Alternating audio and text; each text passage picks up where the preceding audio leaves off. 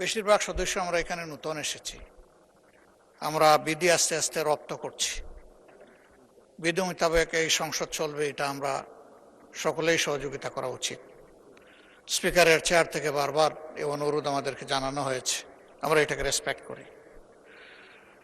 এই বিলটা কোনো সময়ের সীমার মধ্যে বন্দী নয়, সময়ের কোনো বাধ্যবাধকতা নেই।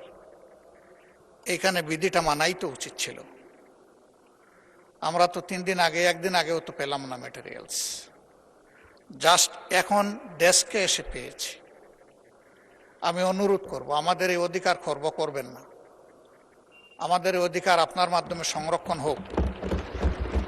এই বিল দুটোই স্থগিত করেন, যে দুইটার কাগজ আজকেই সরবরাহ করা হয়েছে।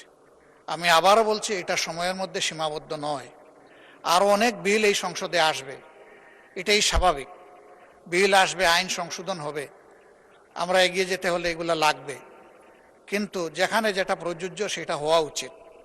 যেহেতু এর কোনো সময়সীমা নেই, এই জন্য এটা পরবর্তী অধিবেশনে আনা যেতে পারে।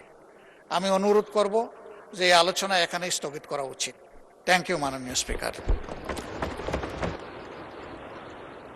মাননীয় বিরোধী দলীয় নেতা, আমরা বিধি 80-তে আছি। বিধি 80 অনুযায়ী বিলটা আমাদের গতকালকে রিপোর্টটা দেওয়া হয়েছে মাইলর্ড। মাননীয় সদস্য, বিল দেওয়া হয়েছে গত পরশুদিন, রিপোর্ট গতকালকে দেওয়া হয়েছে। আর এটা মাননীয় স্পিকারের এখতিয়ার থাকে কন্ডন করার জন্য।